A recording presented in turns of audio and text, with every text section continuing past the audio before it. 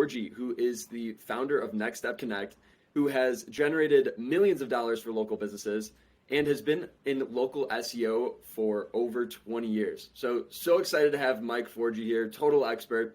And yeah, Mike, so glad to have you. Thanks, man. Stoked to be here. Yeah. Can you give a little more background on yourself, how you got started in local SEO, all this stuff? Yeah, so I've been doing marketing, some form of marketing since I was a teenager. I used to hand out flyers for like a large concert company and never realized that was like a job that I was going to get into because I was really interested in like marine biology and the music industry overall. And then finally I went from public relations and realizing what micro communities were like and like how you have to really target a niche in a community and fell into trying to target local communities. I did a lot of automotive marketing and like for the automotive industry, targeting like specific towns with specific cars, even like types of dealerships. And that just kept going down that rabbit hole of finding more and more like communities that I can connect with. Local's been awesome. Awesome. Yeah, no, I think there's still definitely a huge opportunity in local. Like I've worked with agencies, I've worked with software companies, and local is definitely falling behind on the marketing scale, especially with digital marketing. So you're saying, you're passing out flyers. When did you get into digital marketing specifically? Digital marketing, I'd say I got my first taste of it. I worked at a company called Artist Arena, and it was for like musicians. It was their official fan websites and communities for musicians. I believe there was like at the time that was big was like Fall Out Boy, Ben Folds. I can't remember all of them, man. It's been a while now, but they let me go on the actual community digital like platforms and talk to the people and get like involved in them. So that's when I was like, all right, this is like a community focused on that. When I got out of that, I ended up in automotive dealerships. So that was probably around 2012 was when I started doing like hyper focused local SEO. Okay. I wanted to backtrack for a second. So you said you've been doing local marketing since you were a teenager. When did you first start and how exactly did you get into it?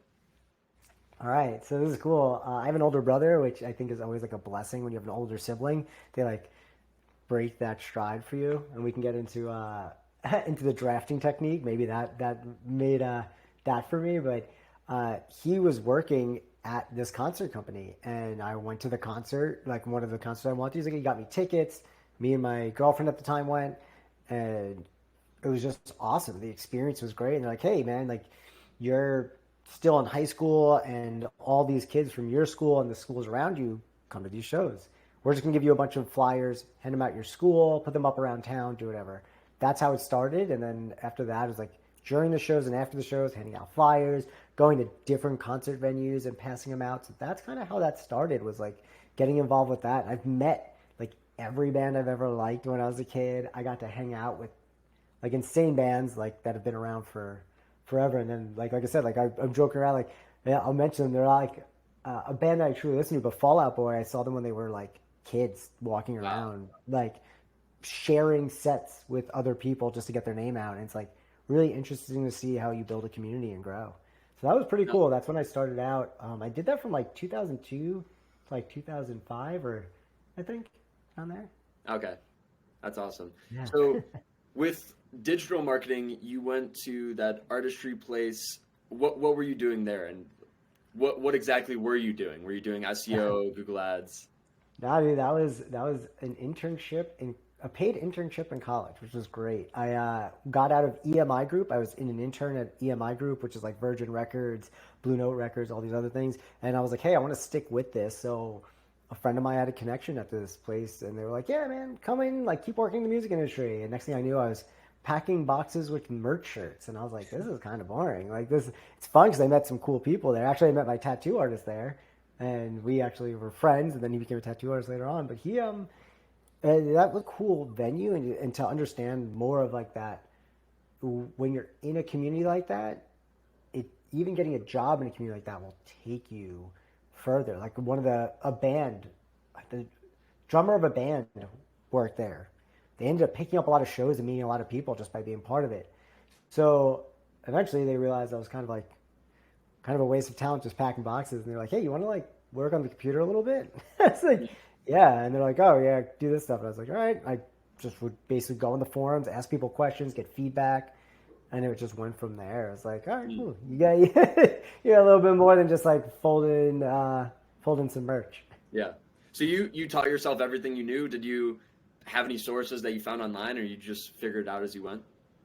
Yeah, so I'm like a big self-learner. I'm the first one in my family to graduate college, which I don't think I will say you need college for marketing. It moves too fast, but it does help you with a practice of doing it every day. Because if you don't do it every day, you're not going to like commit. So when you're in college, you have to do the work. It's the only reason why it really benefited me was like it forced me to really hyper focus because I used to get new and shiny. I'd be like, oh, it's new and shiny. That's cool. Mm-hmm. But I loved like a couple of the older people. I actually did a post on it, I think like 2 weeks ago. Like Neil Patel's still relevant. He's the man. But like when Tim Ferriss was just getting like a lot of traction with 4-Hour Work Week. Derek Halpern, who now owns Truvani, so he owns like a nutrition thing, but he was psychology and marketing. Ramit Sethi, who else was there? I mean, Seth Godin's still huge, but those were the people that like I really focused on, and I would learn from them. I took a Ramit Sethi course.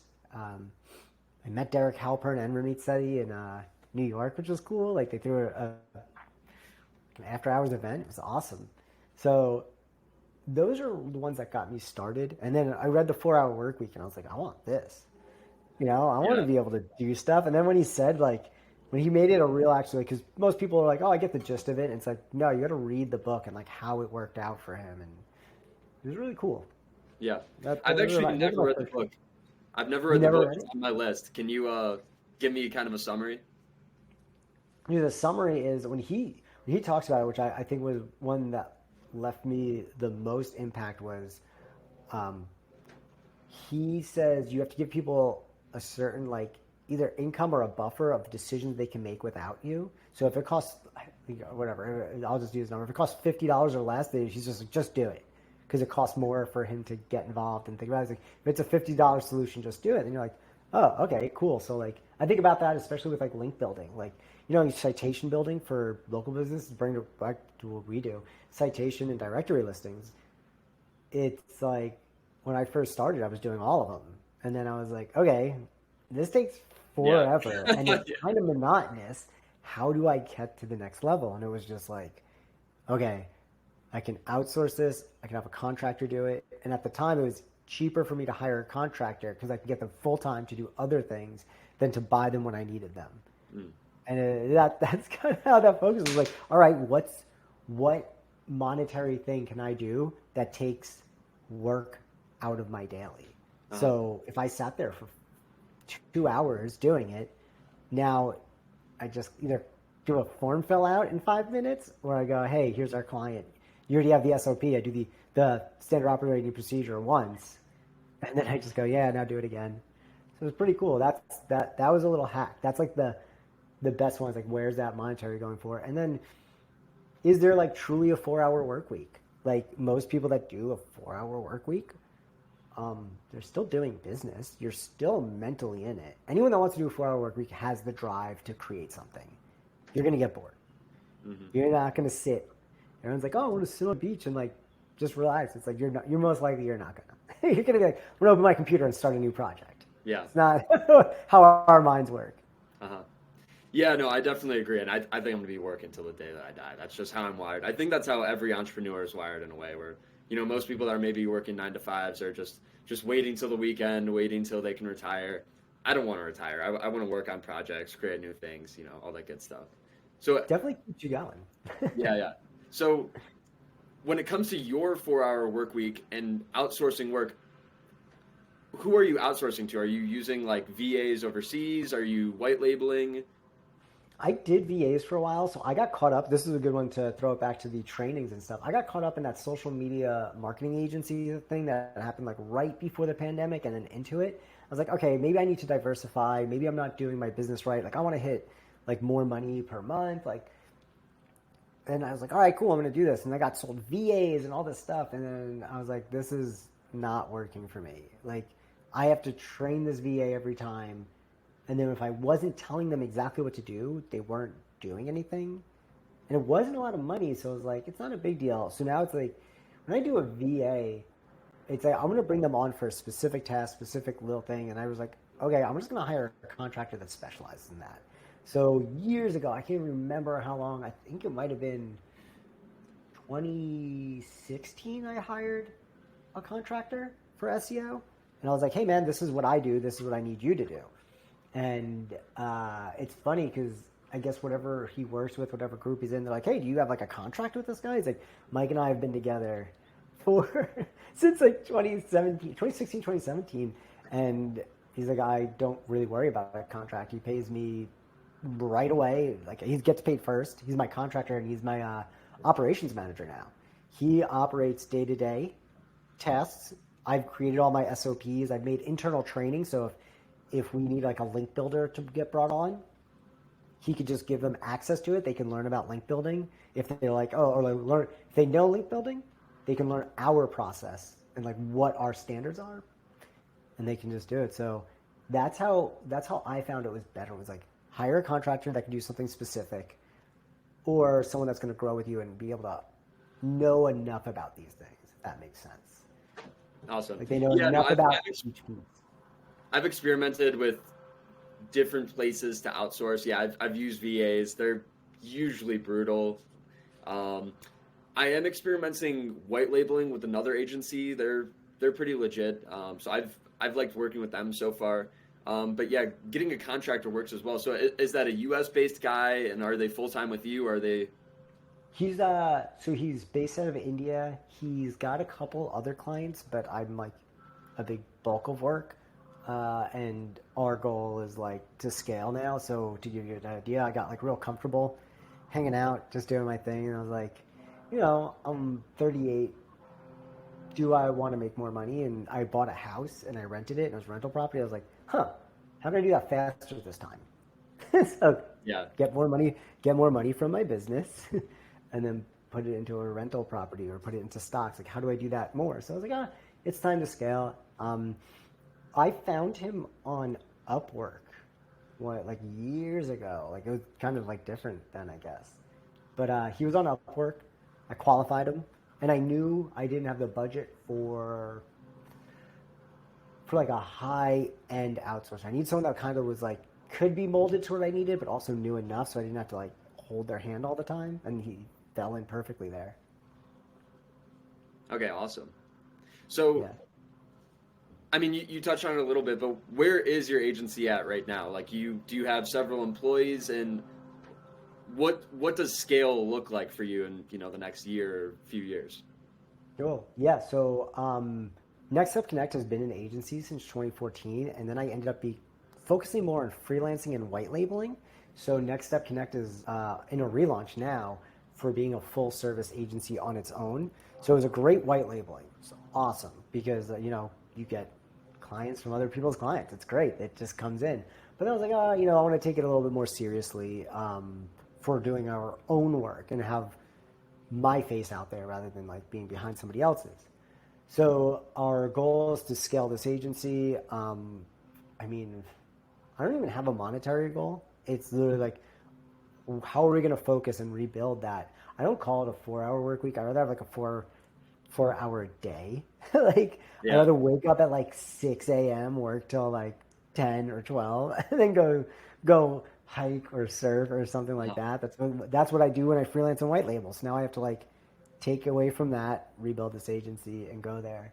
So that's the big thing. For me, I don't hire employees because I don't hire anyone in the United States, really. I have before. Like, my bookkeeper is all in the United States, accountant is in the United States, but those are like bits and pieces jobs. Contractors, I usually go overseas, and I have my operations manager, link builders, content writer, a web developer, and graphic designer. So when I need them, I tap them in. Luckily, I can flow them some money now. It's like great because I'm like, all right, man, we got this website project, and like tap you all in. So for an agency owner or local business, how could they find great contractor overseas like you have? Vetting. So Upwork got a little weird. I don't like how you can like find someone and then they're really just like a piece of like a bigger agency network overseas and all this stuff. It's pretty hard. You got to do your vetting. I would suggest finding someone like me who has a contractor that does this and they have a network of people they can connect you to. Same with VAs. A good VA will have more VAs that are in that they trust and they know their reputation's on the line. I've gotten them from the Philippines where they were okay, and then I have like a VA that was like insanely awesome, and her circle of people is fine tuned. So it's usually finding someone that has that, or if your contractor's like, hey, I can take on more work, you can always send them out to people you know. Yeah. So what do you look for in VAs and contractors? Like, good English, good response time. What exactly do you look for? It's the definitely fluent English, especially if they're going to do anything client forward, like answering emails and stuff. You can do some boxed responses and stuff if you can't find someone like that. But that's like my thing. Is like it has to be, the English has to be fluent. Work ethic. Some people, it depends on your budget. If you're gonna get someone new, you're gonna get a better deal. But like they're gonna have to learn the ropes. If you get someone that's kind of seasoned, they're gonna cost a little bit more, but they're gonna be worth it. You're not gonna have to train them as much. I usually like to find someone that's in that field. Like you can get a VA and train a VA on anything, but I like to get one that's best like specific in the solution I need. So more like a contractor base. So a virtual assistant contractor, they're going to end up being, synonymous for that. Okay, awesome. So I wanted to touch on this. You've been in local marketing for 20 years. How has the marketing landscape for local specifically shifted, and maybe even in particular digitally? Because dude, so many things have happened over the past 20 years. I'd love to hear your thoughts on that. Dude, we were just talking about this a couple of weeks ago. Was the printing out MapQuest and how we used to put the corner of the paper on the steering wheel and hold it. So then eventually it formed. So when you turned your wheel to turn, it stayed on the thing. It stayed on the wheel and it would come back. So now it's like, now you look up that one direction and that's where you're going. This is now like, I'll be driving. I'll be like, hey, I want coffee, and just be like, coffee near me. I get a map. I tap what I want. It just tells me how to get there. I can listen to it audibly, which is like the biggest change. It's crazy. You get whatever you want when you want it. The digital landscape for local is what's cool is you can go for that trend or for influence and build a brand really well. There's a restaurant by me that like did really well on TikTok apparently, and they are just like a sports bar, but they put like LEDs up and people were like, oh, check out this bar. And it's like, cool, that's great. But like to me, that's not sustainable unless you're constantly doing something new or constantly changing it up and updating it. If you have a local presence and you have the real reputation where people find you and they're looking for, sports bar near me, you're getting people that are coming from TikTok, and that's great. They might spend a little bit of money and then never come back. But if you're someone that's like, hey, I want like burgers and fries by me, and you come up first, you're gonna get a lot more people over the long run. So it's really where you want to go and how you want to build your business. There's restaurant groups that focus on like what's new, what's hot, and how can we rotate the space to attain that. That's awesome. It's just your model. Okay, awesome. Just so I can kind of get an idea, what local businesses do you mostly work with? Is it restaurants or is it just anyone?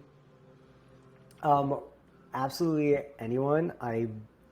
I'm pretty open. But the ones I love the most are like automotive is something I was interested in mainly because I love my car, and I have a Honda Element. It's not like anything like crazy. Like I don't have a Tesla, but I think it's an intriguing industry. I love automotive. I'm very intrigued by anything that's aesthetic right now, mainly because like if you look at the economy, what are people spending on? It's like going to be necessities and wants, and people who have money are going to spend on the wants, and that's like going to be a big divide. That middle ground is not going to work as much. You want that divide. It's going to be a necessity and a want. So I like the cosmetics, and I got really interested in like service. Well, I love service-based businesses too. Like you do pest control. Yeah. My home building client has been with me for like 10 plus years, and it's like because you they pay for ads and SEO, and they make that money back with one home, and they don't have to worry about it for like Yeah. months because they made so much back. It's those types of industries like pest control, roofing, siding. There's a lot out there, and then you can go micro niche. So I love those types of businesses. Not really into retail. Don't like retail and stuff like that. It's tough because clothing store near me, maybe stuff like that. But it's more people who have a problem and you want to give them a solution. Yeah. Let's put it that way. You go to that pain point. It's the best way to do marketing. It's like they got a pest control, man. If something's in my house, I want it out. Yeah, no, exactly. That's why I love pest control so much with SEO, because people are literally see a pest in their house. They are searching pest control near me. And then we want to be the first company that shows up. And it's not very difficult, but there's a ton of very qualified leads. Everyone, it's not like, I don't know if I want it. They're like, no, come to my house now. Like that, those are the kinds of leads that we want. So, love any kind of. That's definitely it, man. Get here now. This raccoon is tormenting me. Yeah, no, love that. So let's say you take on a client, what is the process? Like what do the first few weeks look like when you take on a client? What do you do? I love this because we're building out like a few different products and like services based on this. Is like saying SEO, it's so open and people understand it so vaguely that one of the biggest things is like when you come on, you want to do it. Like, can we help you? Are you already maximized? Like, are you already like that person that's like, hey, I got all this business, I dominate, and you're like, oh, I want something else. It's like, well, then why don't you start another service? Like you could be like a plastic surgeon that specializes in like rhinoplasty, and it's like, all right, cool. Like you are the only result when I search anything. Why don't you go into other aspects? Like someone just fixed their nose. Are you focusing on Botox or anything like that? Like, can that be an additional service that we start taking on? Those are things that I like look at. But like when you first start, it's like, can we help you? Is your reputation like destroyed? Like, are you just getting bad reviews? Like I have a couple of clients that have like 3.7 stars, and they still don't do review outreach because their local SEO is so good. They just dominate for their rankings, so they are like the main source. But it's like, hey man, like I want you to be better, and no matter what I do, you're not sending it out. It's up to you, but like we're gonna eventually see a drop. You're eventually gonna see a drop in rankings because of this. But yeah, I look at that. I look at the health of the website immediately. Like we have to, if anything on your website is broken and significantly doesn't work or stops everything, whatever I do, whatever links I build aren't going to work. Okay. Whatever content I write. So if the search engine can't scan it, even like the AI can't interpret it to put it into a nice summary at the top of like search results now, like that search generative experience, it's not going to matter. So you got to make sure that your website can be scanned, is free of errors, things like that. Trying to think of things. Oh, and the Google Business Profile overall, like if you don't have images, you look like it's like imagine going to a social media profile, I don't have any posts. It's like, this is boring. I don't trust it. You look like you don't even care. If you don't care, why would I care about you? You know? Next person. Definitely. Yeah, no, there's a ton of nuances to Google Business Profile, but really as long as you have the essential pieces in place, like ideally you have a keyword in your business name, you have a physical location. It's not just like your home address or, a post office. Ideally having, 20 to 50 photos. Like you don't need anything crazy. You don't need 1,000 photos, but customers and Google want to see photos on there, not stock images as well. Like stock images is actually a negative in my book, at least, that like Google wants to see real photos of, you know, inside the business or you doing the service. Google even said that in, you know, their guidelines for Google Business Profile. So yeah, 100% images. And what about videos as well? What are your opinions on videos? I love video. I'm definitely the type of person that likes to hop on video a lot. If you're going to do videos, just make sure it's on par with your branding and who you are. So I just downloaded OBS so that I can do like focus photos, like focus with me in the center, and then click a button and then it goes to my desktop. That one little thing increased my my just production value. That and getting like cheap lav mics, even just the cheap ones are good. Like Newer is just like huge, or Newer, whatever they want to, however they pronounce it. They were like $100 for 2 lav mics, and my audio significantly got better, which was awesome. We will tune out anything that sounds bad. Before we tune out something visually bad, we will tune out something that's audibly horrible. So those are 2 things. But then what's easy about this is if you're the type that can like talk and get all this stuff and like naturally smooth out like keywords and services you provide and locations you provide, get the transcript. You could even have ChatGPT turn your transcript into a blog post because it's unique content, and as long as it's fully basically fully covered, that can now be a blog post. That could be addition to your service page. You could throw that video on your service page and even have the transcript. You're building content that's valuable. It's really good. Plus, YouTube's algorithm is different than the main Google algorithm. So with the local algorithm, they're a little bit, not say easier, but they're going to be, not as many people are going for them. Like, no one's going for like pest control middle of town. Yeah. And a video all about it. No one's really going for that. You make that, you could just own another piece of real estate on those first results. Yeah. No, I think video, and specifically YouTube, is a huge opportunity. So like what we do for clients is we will do like almost like a podcast every 3 months where we like essentially ask them a ton of questions and then turn those into clips for the YouTube channel, and then turn those clips into blogs, and then turn those into social posts. Like it's going all across the web. So we love doing that kind of thing. Yeah. And like no one else is doing video, so huge opportunity. It's a great process, and that's just making use of valuable content. There's nothing wrong with being like, hey, we did this once and we used it 1,000,000 times. The best part is it is all social posts. Like you could take any blog post, take a blurb from it, make a social post, and then say, want to know more? Check this out. And just get them over there. It's like that's a simple way to do it. Same with Google Business Profile posts. You want more info? Just click that learn more. But here's a super interesting statistic from it. Here's a super interesting blurb from it. So that's a really good way of just constantly making more content. Yeah. No, and especially the way that Google is going. Like, I definitely like to hear your thoughts on this, where now on the searches, you can see that they have the the search generated AI at the top, and then they'll have usually knowledge panels at the bottom, or sometimes they'll even start at the top where they're showing social media posts, they're showing YouTube posts.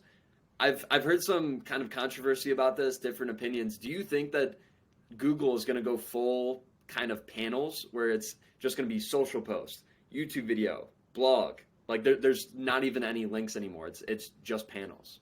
Okay, a great way to think about Google is, as much as they make money from ads, they make money by information, and the best information possible. So if I'm searching for pest control near me, and you're giving me just social media blog rolls, that's not going to be a solution to my problem. It can be a feature within the function. So if I had a Google Business Profile and you saw that I was updating it with videos and it was a feed through my Instagram and Facebook, if you note, they have the social profile links now. If they put a feed within that Google Business Profile that like, hey, I could see that their authority is in there. They're active on their social media. That's good. I'm not sure if they're going to change the full experience. it's tough. My thought on search generative experience is, well, right now they're testing. You have to click. For local, you have to click to get a generated experience. You don't just get it now. You just have to click for that. And I think it is because they want the map to show up first. They really want the map to show up first and give the best information for those types of keywords. In some instances, yes, you do see links, then map, then whatever, but it's because it's probably answering the question better. It's the form of that question or term that someone's using. So do I think they'll put a bunch of different panels? I mean, I would have to see how they would make that user in a user experience way. You know, Google's going to need the best user experience possible. That's why everyone's like, oh, you know, ChatGPT is going to take away from Google. It's like, yeah, but not for like pizza near me because it's lagged. They're not giving the most updated information, and it's not the same type of search engine. It's a little different, and there's ways to optimize for that search engine, which is awesome. And a lot of the stuff that we're already doing now is going to work for that search generative experience, and that's that schema markup with like FAQs and trying to attain that knowledge panel. Yeah. No, I think that's a great argument, and it does seem like Google is really pushing Google Business Profiles for anything local. So that makes complete sense. Google Business Profiles are never going away, in my opinion. So do you, going off that, do you have like any, you know, kind of secret hacks or secret sauce as to boosting someone's Google Business Profile? Yeah. So I've been doing a lot more research on what basically like what I like to do is I like to act like a novice and then see what information is getting fed to me. And it's like, I'll look up like what is Google Business Profile and see what YouTube's come up. Like, it's really cool. And the opinions on what are the most deciding factors are really interesting. And you got to take it with the people who are actually running stats, not just being like, do this, do this. I definitely think that like filling that business profile out completely is just the best practice. What the best practice you can do for an end user. Give them everything they need to know. What's like the next best practice? Like, what are you going to do? Like, I want, if I'm looking at it, I want to see, you know, your stuff isn't confusing, first off. I own a dog. I do a lot of road trips. I look up like dog friendly near me. It annoys the hell out of me when someone says dog friendly and I show up and it's outside and it's the winter. It's like, that is not dog friendly. You are not dog friendly. So understanding if someone writes dog friendly in a review, respond back to it and go, hey, just remind everyone dog's not allowed inside, but like our patio is awesome for it. Making sure people know that, because you'll have a better experience and you'll get people who want to come to your place, for instance, or use your service. Just being like transparent with like all your hours of operation. I wish more people would use the Google messaging. None of my clients, well, I would say none of them, they don't want to use this Google business messaging. And it's like, dude, just use it. They want you to use it because they want to offer the best service and direct contact. Why don't you want someone who's asking for your business and actively on there to connect with you right away? Why not? So that's a big one. Yeah, I can't even think about like what's truly making moves. Definitely fill out your services, man. People don't fill out the services. They don't care. They're just like, oh, cool, I got auto-populated. It's like, yeah, but there's no description. Fill out the description. Even if keywords aren't in there, people want to understand it. Like if Google's not scanning for keywords in there, you know, but you still want to have it in there, and you know, we don't know what Google's trying to pull and see what they're doing. Like, they could say tomorrow could be like the next update could be like, oh yeah, we want to see that you mention the actual things. So that and reviews, just get reviews, because they're going to start bumping older reviews and expiring them. So this is great, especially when there's transfers of ownership of anything. If your old reviews were awesome and a new owner comes in and the reviews are bad, or like say like your competitions, their old reviews are going to start expiring, and your new reviews that are better than their new ones are going to put you ahead of it. So get those reviews. Mm-hmm. Do you have a particular review strategy that you either implement or recommend to clients? Whenever someone says that they love you or they're happy, give them that link.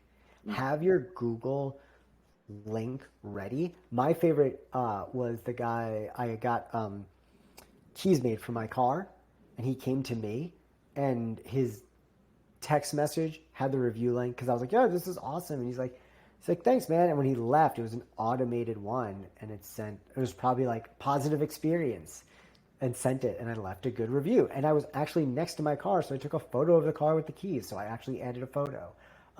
As soon as someone says they're happy, ask for the review. Like, what also made you happy? Like, what was your favorite part about this? Just let other people know. People like that. They want to have that opinion. Mm-hmm. So that's a good way to just get them. Yeah, no, I've seen as long as people have a good experience with you, they are more than happy to leave a review. So all you have to do is ask, because as long as you ask, like, people aren't so inclined to, at least from what I've seen, aren't so inclined to go out of their way to search up your business again and then leave the review. Like, they kind of just want to leave the service out of their mind, whether it's, oh, okay, the pest control guy just came. Okay, now I got to go to work. Or, okay, I just went to the clothing store. Okay, I'm doing something else. As long as they are reminded, they're like, oh, I did have a great time, then they do want to leave a review. So just making sure that you ask, and maybe even following up. Like, I don't know, there's also some controversy with, like, having a big follow-up sequence, and instead of just doing email, doing text as well. But regardless, just reaching out and asking for a review. I work with pest control. Ideally, having the technicians ask them right away, right after the service, because the longer you kind of let that spread, the less likely they are to leave a review, is what I've seen. As soon as the service is done, just like if they're happy, they're like, "Thank you." That's immediately like, all right, I have permission to send you this. Like, hey, I'm just going to send this over because it really helps.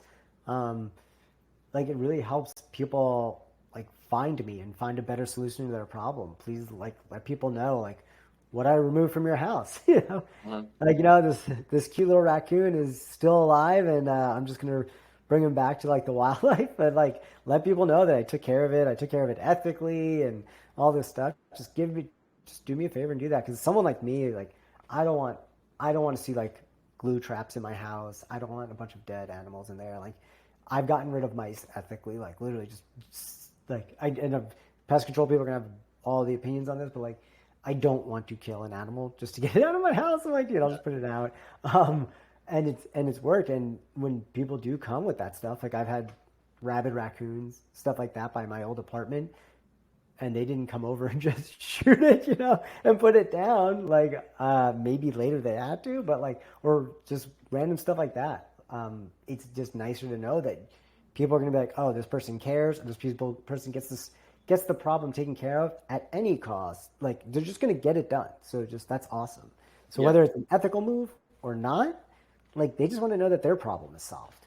Some people are like that. It's okay. But in some people like me care a little bit more. So have those types of reviews, variations of them.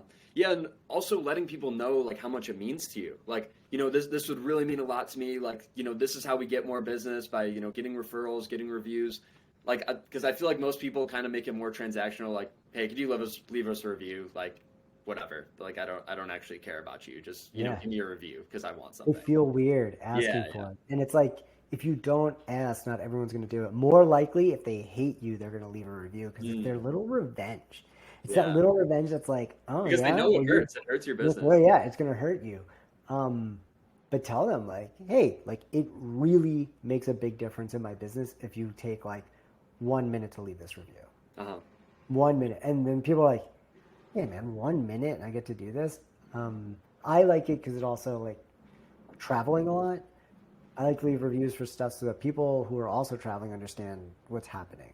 I like to road trip more than fly. So, like, I'm driving down to Florida this week, and it's like, I have my own reviews and lists of things to remember. Like, I didn't like this place. I like this place. I have notes for ones that I don't like. Unless they're really bad, I'll leave a review. Like, if something really bad happens, but other than that, I'm like, it's not it. Let's go to another one. Like a coffee shop. Like, it wasn't my favorite. But if I'm like, this place was awesome, like, I'll see my own review and I'll be like, I ordered this, I'm getting that again. And it's cool. That's a good way of doing it. Definitely. Yeah, no, building up that local guide profile as well. I don't know if you're like a local guide, but, the more reviews that you leave, now you have more power on your profile. So, like, let's say every client you take on now, you leave them a review, and it holds more power than someone who is maybe just a normal person. So that's something to consider as well. I got a Google business profile reinstated or something using my logo. God, like, oh yes, that's like actually like this. It was like this whole thing. I forgot what it was. It was last year. Man, what was it? And I accidentally signed in on my personal, not my business, and it went through. And they were like, oh yeah, yeah. I was like, oh, it's because I've reviewed so much that they're like, oh, that's legit. Oh, I changed. Was it an address? I like suggested something that just was not happening, and I just did it. And they're like, oh, you're like you hold power. I was like, cool. I forgot about that one. Like, it's different. Huh. Well, something I also want to ask you is, do you have any like favorite SEO tools, or maybe some secret ones that people aren't aware of? Favorite SEO tools. Man, there's so many. Like, I'm sure for local, I mean, Local Viking and Bright Local, SEMrush, Ahrefs. Those are all over the place. Dude, everyone should have a site scan. So whether you use gtmetrics.com or Screaming Frog or any of those, scan your site, make sure there's no errors. That's going to be the number one. Like I actually go on AppSumo and just buy a bunch of different ones to see what's happening. Like for instance, one of the clients' hostings uses Cloudflare, and I can't scan it with one of my tools. So it's like I always get new ones. I'm like, all right, so that's an issue. I contacted that provider, and I was like, hey man, you know that certain tools can't scan it. They're like, well, that's not our fault. I'm like, that is totally your fault. Like, you have to take care of that. And like, I would never recommend it because I can't scan it using my tools. But other than that, I'm working on a Google Business Profile AI type thing. I won't get too into it, but basically it's like, it's going to just help you fill out your entire profile and keep it updated regularly. And like, basically like if you're not the type that understands how to respond to reviews, it's going to help you craft the response. It's going to tell you if it's positive, negative, how to turn it around, things like that. So that's stuff that I'm working on. I can't really get too into it because there's a whole bunch going on, but that's one that I'll try to keep you updated on. And then, man, I'm like looking at my Chrome extensions. No, I know. I've got 10 pulled up right here. I know. I got like, I have SEO Quake, which is really cool. But if you don't know how to read them, it's tough.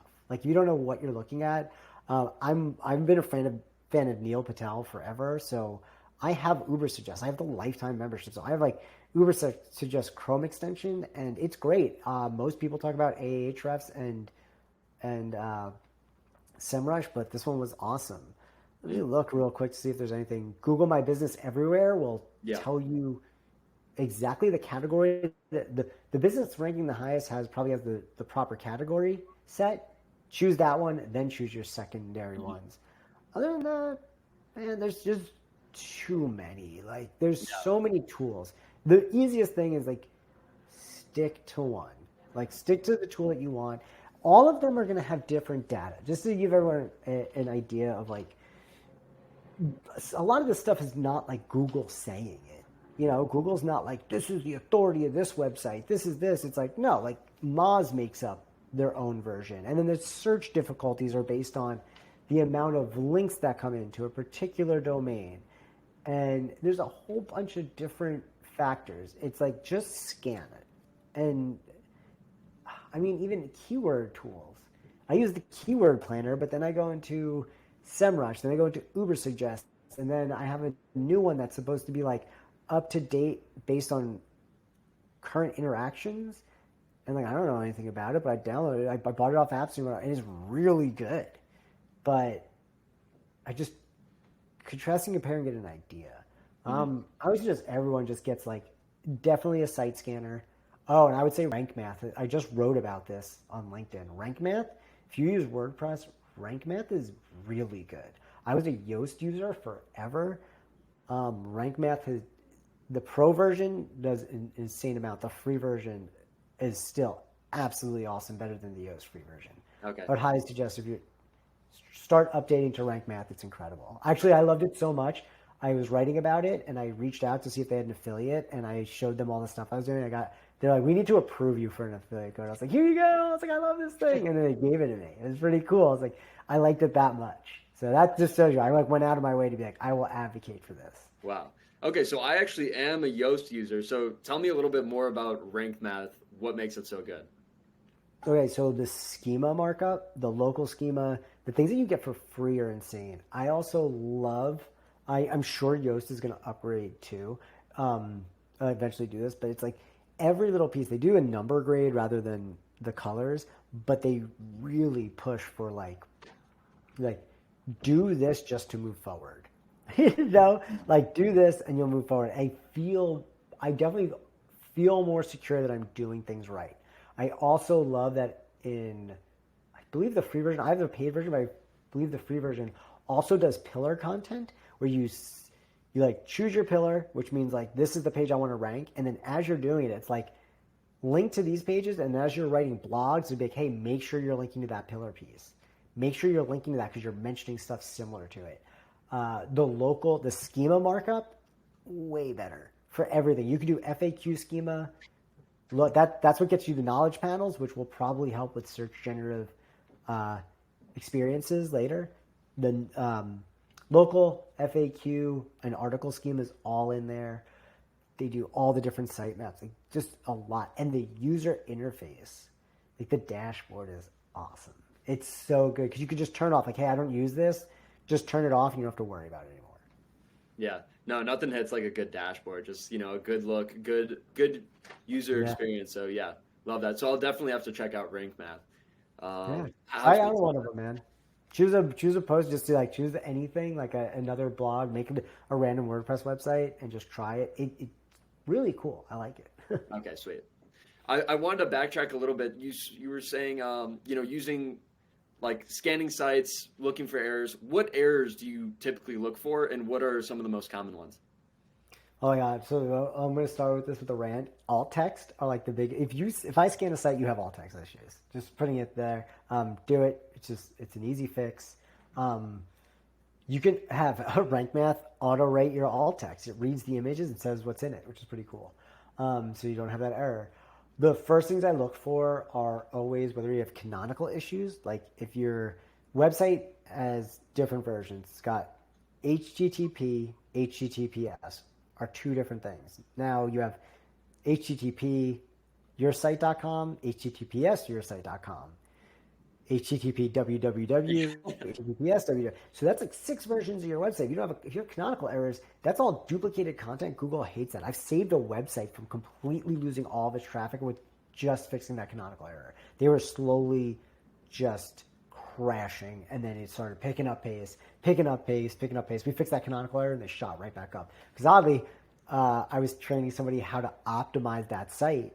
There was like a friend that's doing this whole thing, and once they fixed that, they were already doing their internal linking, so all this paid off at the same time. Just they fixed that canonical issue. Making sure your sitemaps are in there.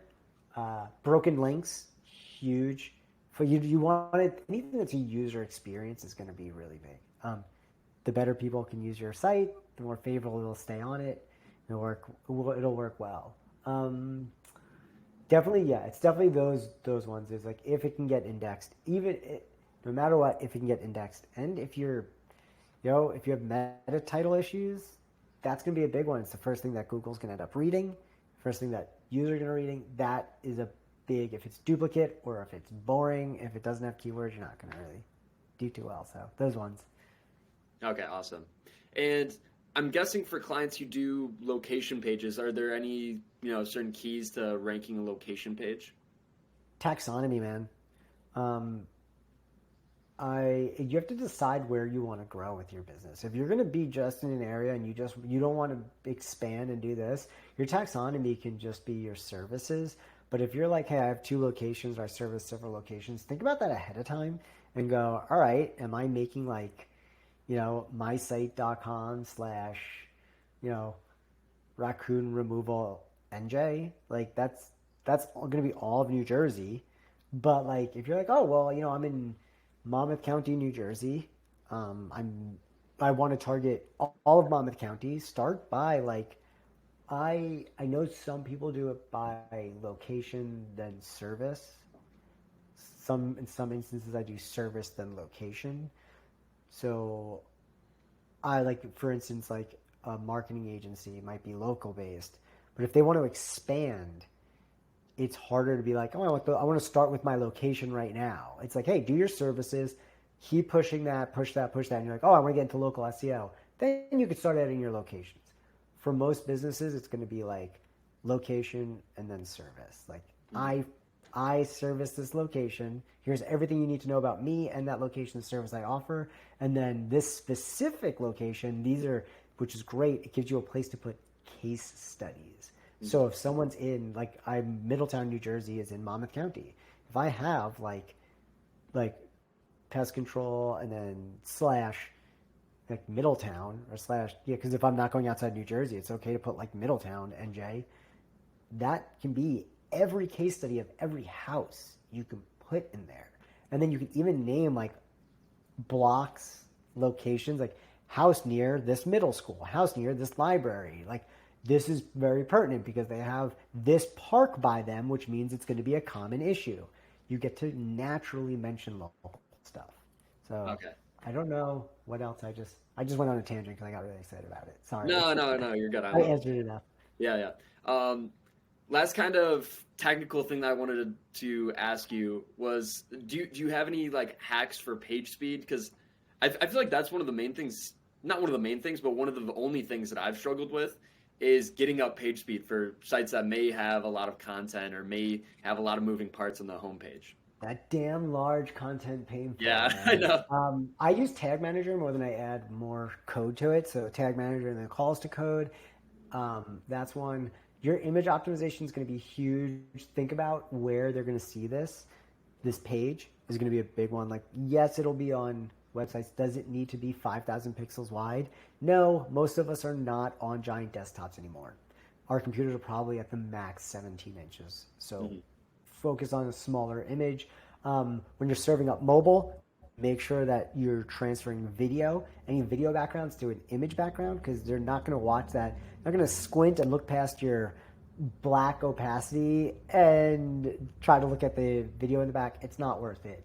Especially on mobile, you really want like as quick to possible. You have a smaller cutoff, so you definitely want to do that. Anything above the fold, you just want that as quick as possible. If you have too much content, like too much data right in the top, like all that stuff, this is where, I don't do the tech. I understand how to talk to tech people. I have a developer that I'm like, this is the issue. They go in and fix it.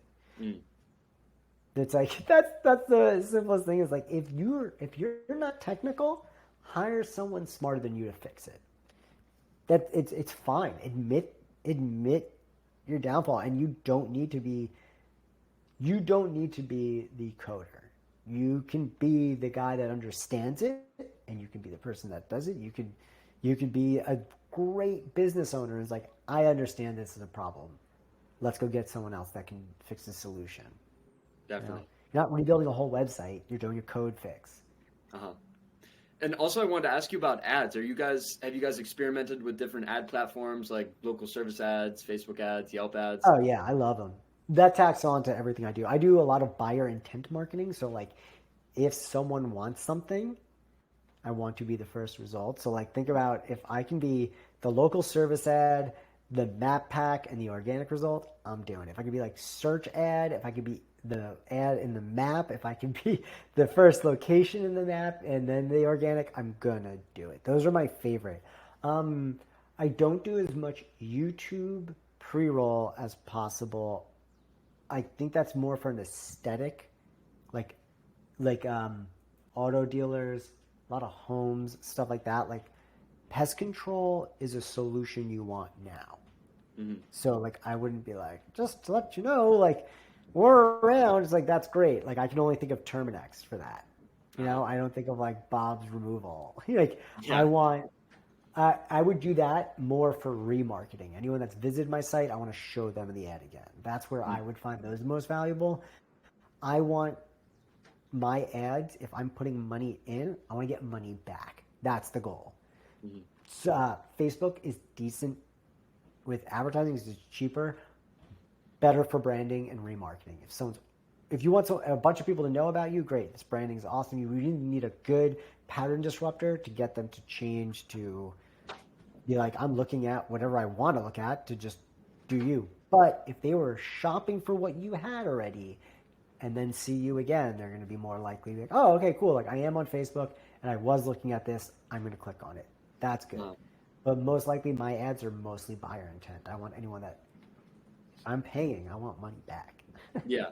Yeah, no, that's how all clients think as well. So I completely agree. Like we want to dominate that bottom of funnel first. So making sure that everyone that's searching pest control near me or there's a bug in my house, that we are getting all of those people. And then, maybe if it's a huge company, then we can start doing more top of funnel content. That would be like, how do I get ants out of my house? Or what is an ant? Like that is like as top of funnel versus bottom of funnel. Like my ads, I want all bottom of funnel. I want people that are ready to buy. And when I explain that to people like SEO, they're like, well, I can get you found for anything if it's got no like difficulty or no competition, but is it going to work on your bottom line? It can help for topical authority, which is like a whole other thing. But really, I really want you to rank for those main keywords that are going to be a solution to someone's problem. So do you have a favorite advertising platform, like a go-to? Just have mainly Google search, anything that's on Google's. I also have an auto brokerage that I am a part owner in, and we're not going to be doing our Google ads first. First, we're going to be targeting. We have like a whole demographic stuff, like old data that we're going to use that we're going to rebuild on from a dealership.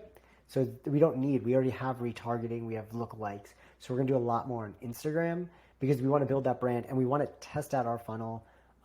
Google's ads for automotive are very expensive. So we're going to go for the more affordable.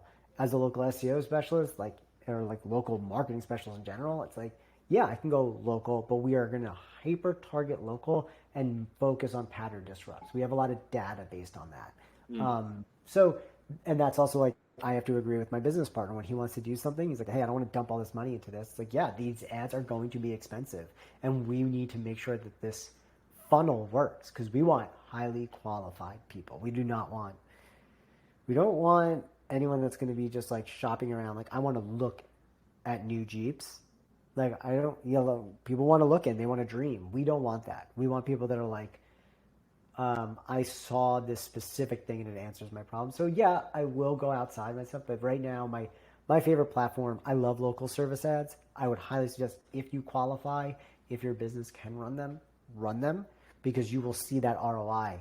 People will call you, and if it's not related, like if it's not a qualified call, you get your money back from Google. These are Google guaranteed local service ads. They're great. That would be my suggestion for most. If you can be that, if you can get that, if you qualify, get that one. If not, run them in the map pack, run them in search ads as much as possible. Yeah. No, I completely agree. I really like local service ads. I feel like that's a staple. Every business should be at least putting, $500 to $1,000 a month towards that. And also Yelp ads are pretty easy. Like both of those I'd say are very user friendly. Like even as a 60-year-old pest control company owner, you can set those up yourself. Very straightforward, very easy to do.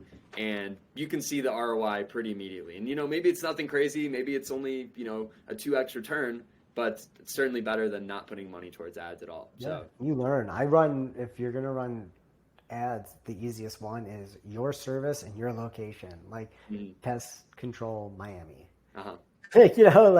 Exterminator Miami. It's just run ads just for that and see if you get a return because either you're not going to spend a lot of money, you spend money and you're going to get stuff. As long as you're not running a broad search, do phrase or exact match, and you'll figure it out. You'll get some. You'll get an ROI. Yeah, for sure. All right, last point that I wanted to touch on, or last thing that I wanted to ask you is, let's say there's a local business owner watching this. Maybe they're just starting out. What would you say is like the next actionable step that they can take that is, simple, it's not crazy, like going into Google ads and making a ton of campaigns. what is something simple and actionable that they can do that will actually get them results? Okay, so if they're pest control, they should probably just talk to you. Um, I'm going to do a total shameless plug because I don't care. I have on my homepage of my website, nextstepconnect.com, I have a tool to just scan your site for your keyword. It'll tell you if you're ranking and your competitors in that area. So just having that knowledge. But if you are just starting out, go on Screaming Frog or anything that you can, or GT metrics, find out what's wrong with your site. GT metrics will tell you how fast and what's holding your site back from loading. Screaming Frog, you actually download onto your computer. It's free, and it'll tell you if you're missing pertinent information like your title tags, anything that's stopping you from being able to talk to Google properly, basically. Those are the two most important things. And if you see issues and you don't know how to fix them, just hire the person that can, or invest the time in learning how to do it yourself. That's fine. But just go out and go, hey, I have all these issues. I need them fixed. If it's a coder, hire a coder. If it's like all SEO, if you need an SEO campaign, hire a search engine optimization specialist, because that's what's going to end up happening. Is like you'll get caught up. And if you're a business owner, man, like your job is to run your business. It's not to do this yourself. If you're doing it yourself, that's awesome. And there's great trainings. Bright Local, SEMrush, they have a SEMrush teamed with Backlink Go, which is great. They have great, awesome trainings. Go hop on those. I say most local businesses, this will be definitely a controversy, but I just go on Bright Local, man. It's so easy to set up. Very easy to set up, very easy to get information on and learn. It's a starting point, and it's cheaper than most of them. It's easy. Like, you don't need to be an SEO specialist with the best, highest thing. You just need to get started. So understand your website, understand how Google sees you. Definitely. Yeah, no, I think digital marketing at this point is way too complex for really any local business owners to do themselves. So I think they should, hire in-house or hire an agency. And I think regardless, all of them should learn the basics themselves so they know what to expect, what to look for, and everything. So yeah, 100% agree. Well, yeah, man, I think that was about an hour. So so glad to have you. Awesome. Learned a ton. And yeah, was a great podcast. Good. Anything else? You guys all can find me. My name's Mike Forgie. It's mainly me on most social media. You're always welcome to hit me up and ask me questions. Anything like that, man. I love to help. I love doing this stuff. This is it's just love local marketing. It's empowering. I feel like it's like empowering the underdog. These giant franchises, stuff like that, take it, and Google's giving you the exact way, and Bing, all these search engines are giving you the way to win.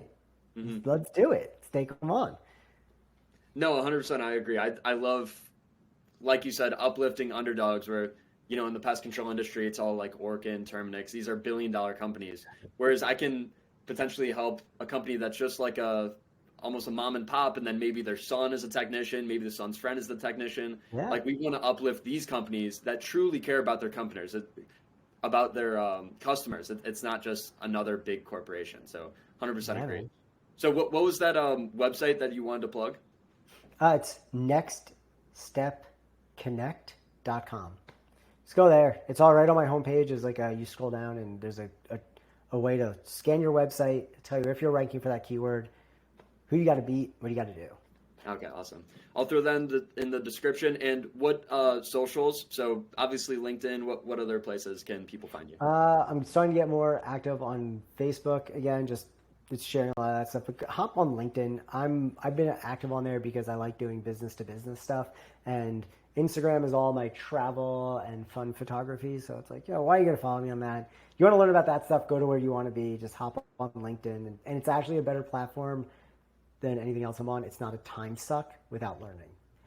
Eventually there'll be a YouTube. Don't worry, that's in the works. Yeah, no, LinkedIn is actually my favorite now. I used to be on Twitter a lot, but I like that it is all business content because I totally get sucked into Instagram or Twitter. Yeah, I can just LinkedIn's going to make moves for hours without actually getting any value. LinkedIn's going to make moves, especially being owned by Microsoft, I think, and if Microsoft has anything to do with it, it's gonna be big. They have a very big business platform, and those are the people that have the money. So let's go for it. Yeah. All right, man. Well, it's so great to have you. I'll leave those links in the description. And anything else you want to add or finish off with? No, man, I'm stoked to be here. I love doing this.